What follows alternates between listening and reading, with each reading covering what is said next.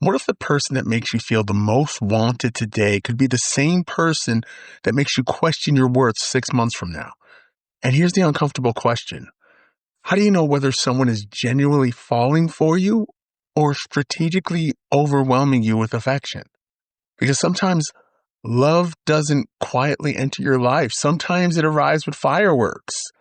Good morning texts, constant compliments, grand declarations, plans for a future you've barely had time to even imagine. And you think, finally somebody gets me. But maybe what you're experiencing isn't love. Maybe it's love bombing. And today we're going to talk about how to become what I like to call a bomb disposal expert. Not cynical, not emotionally unavailable, not suspicious of anyone who ever buys you flowers, just emotionally intelligent enough to recognize the difference between healthy connection and emotional manipulation before detonation.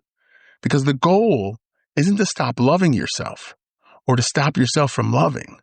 The goal is to stop abandoning yourself while you're being loved. Let's get started. Welcome to the Catalyst Podcast. I'm your host, Jason. You can find us on Facebook, YouTube, Instagram, Threads, and TikTok.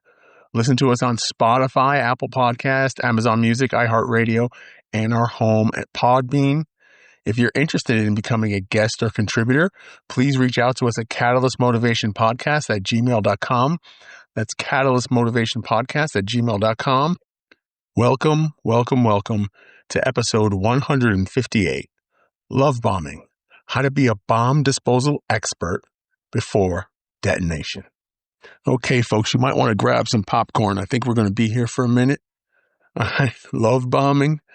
Actually had a situation in my life where I was told that I might be the one doing it when it actually was being done to me. Maybe we'll get into that a little bit later. But let's start off with a simple truth. Can we all be honest? Attention feels good, right? Especially when you've been lonely, especially after rejection, especially when you've spent months or years wondering whether someone would ever choose you. And then suddenly someone appears and says, I've never met anyone like you. I can't stop thinking about you. You are exactly what I've been looking for. And your brain lights up like a Christmas tree. The problem is that love bombing isn't always obvious because it can look like genuine interest, right? The issue isn't affection. The issue is intention, right? Healthy affection says, I like you. Let's get to know each other. Love bombing says, I need you emotionally attached to me before you've had enough time to truly evaluate me. That is a completely different equation. So imagine meeting someone. The chemistry is instant. The conversations last for hours. I mean, they're already talking about vacations, meeting family, maybe even marriage. I mean, it feels exciting, but here's the question. Do you know this person? Or do you know how they make you feel? Those are not the same things, right? Maya Angelou famously said, when somebody shows you who they are, believe them the first time. The key word is shows, not tells. Real characters revealed through patterns.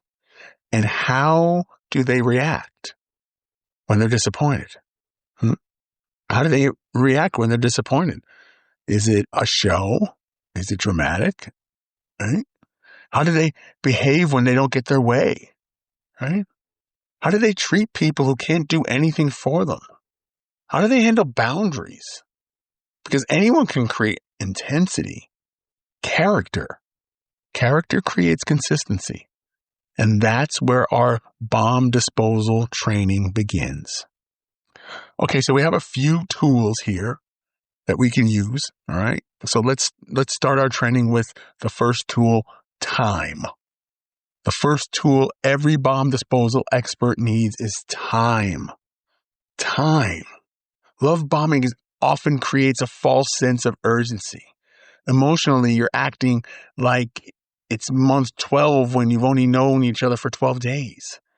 Everything feels accelerated, but But healthy relationships don't fear time. In fact, healthy relationships benefit from it. Time reveals patterns. Time reveals character. Time reveals whether someone's behavior is sustainable or simply a performance. I mean, ask yourself, why is there such a rush? Because genuine connections grow. Manipulation usually pushes. Slowing down doesn't kill healthy love. It protects it. Okay, let's move on to tool number 2. Tool number 2 is boundaries. All right. And here's a simple test, right? When it comes to boundaries, try saying no. Try saying no to this person. Not dramatically, just respectfully. Right? I'm not available tonight. You know what? I'd like to take things slowly. Right? I need time for myself. Right? Pay attention to the responses. Right? Healthy people respect boundaries. Manipulative people will often challenge them. Right? They may guilt trip you or pressure you, make you feel responsible for their emotions. And that's important because boundaries reveal motives. If someone's affection disappears when you establish limits, it wasn't affection. It was access. And that is a huge difference. Okay? Let's move on to our third tool. Our third tool is consistency. All right? Let's talk about it. One of the strongest warning signs is emotional whiplash. Right? One week they're incredibly attentive. The next week they're distant. Then suddenly they're back with compliments, affections, and grand gestures. And you start wondering, what did I do wrong? Maybe nothing. Psychologists call this intermittent reinforcement. It's the same principle that makes slot machines addictive, right? Unpredictable rewards create powerful attachments. You keep hoping the affection versus returns, right? You know, but healthy relationships aren't emotional casinos. You shouldn't have to keep gambling for someone's attention, right? Consistency may not feel exciting as unpredictability, but consistency is where trust lives. And trust is what healthy relationships are built on. Brené Brown teaches us something incredibly important about vulnerability. Vulnerability requires trust. It doesn't create trust. And that's a distinction many of us miss. Someone can tell you their deepest secrets and you can tell them yours. You could spend hours discussing childhood wounds and personal struggles that create emotional intensity, but intensity is not proof of safety. Let me say that again. Emotional intensity is not proof of emotional safety. You can feel deeply connected to someone who is completely wrong for you. You have a chemistry with someone who lacks character. You feel understood by someone who doesn't actually know how to treat you. And that's why emotions need observation. I mean, the heart is wonderful, but sometimes the heart needs adult supervision. Brent Menswar talks about identifying what matters most to you, your non-negotiables, your core values, because here's what often happens, right? People enter relationships without knowing what they absolutely refuse to compromise. And then little by little, they start giving pieces of themselves away. I've been in more than one relationship like that, and almost started to become a part of another one, right? But you'll even see yourself going through it. You know, a boundary here, a value there, one excuse after another, until one day you look in the mirror and you think, how did I become someone I don't recognize? And the answer is usually simple. It happens one small compromise at a time. Before entering a relationship, know what's important to you. What's important to you? Honesty, respect, independence, integrity. Whatever your values are, protect them. Protect them, because the right person won't require you to sacrifice your identity to earn their love. Think about that. Here's a powerful question for you. How do you feel after interacting with this person? Not during, after. During the interaction, you may feel excitement, anticipation, and adrenaline. But afterwards, do you feel secure? Do you feel calm, respected, seen? Or do you feel anxious, confused? Like you're constantly analyzing every text message and every interaction. That's information. Your body often notices patterns before your mind catches up. And here's a thought worth remembering. Butterflies aren't always chemistry. Sometimes they're anxiety wearing perfume. Sit with that for a moment. Sit with that. Folks, listen. Healthy love is surprisingly ordinary.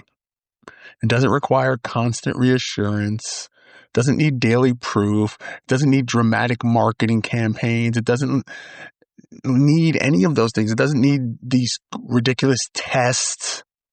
Healthy love gives you room to breathe, room to disagree, room to say no, room to have a life outside of the relationship. Most importantly, healthy love allows you to remain yourself. And that's the test. If being loved requires you becoming someone else, then something is wrong. Real love doesn't erase your identity, it strengthens it. So what should we do out in the wild? Right? What should we do out there? So before becoming deeply invested in someone, ask yourself these 5 questions. Right?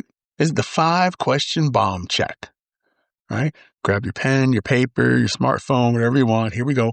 5-question check. Number 1, are they consistent? Are they consistent? Not perfect, consistent. Okay?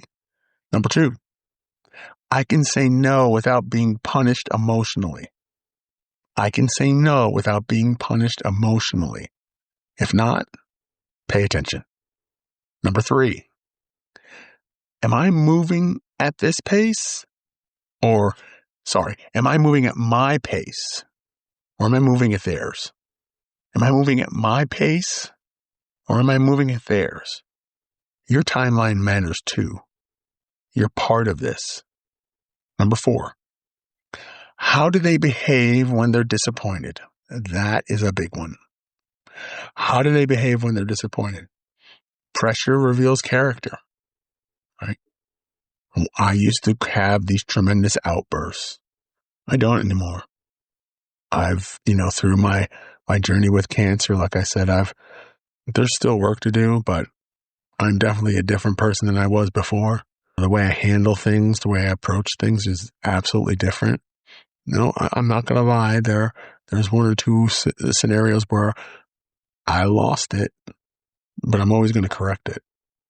So, how do they behave when they're disappointed? All right, number 5. Am I in love with who they are or who I hope they will become? Am I in love with who they are or who I hope they'll become?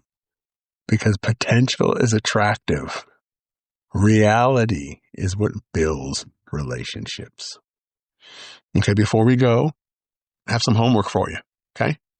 So write down the name of someone you're thinking about. Okay? Write down the name of someone you're thinking about. I want you to create 3 columns. Right? What I know, only facts, not assumptions, not feelings, observable evidence. All right? What I feel, excited, safe, anxious, confused, hopeful. Whatever is true for you, what I'm assuming, right? This is the dangerous column, the what I'm assuming column, right? They're my soulmate. They'll never hurt me. The relationship is going to last. Now, listen, those may be true, or maybe they're not. But assumptives aren't evidence. And your major life decisions shouldn't be built on assumptions. Okay? Finally, ask yourself, if I removed the intensity, would I still choose this person? That is the bomb disposal question. If I remove the intensity, would I still choose this person? Folks, maybe you've been love bombed. Maybe you've accidentally love bombed somebody else. Maybe you've confused intensity with intimacy. I know I have.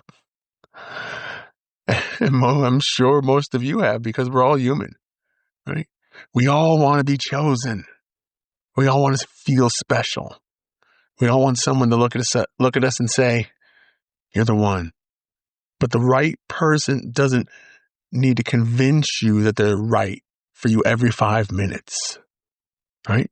You get to watch. You get to breathe. You get to ask questions. You get to keep your boundaries.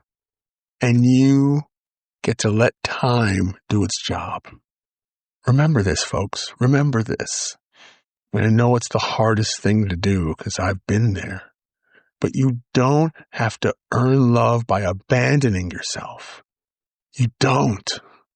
The healthiest relationships may not be the ones that make your heart race the fastest.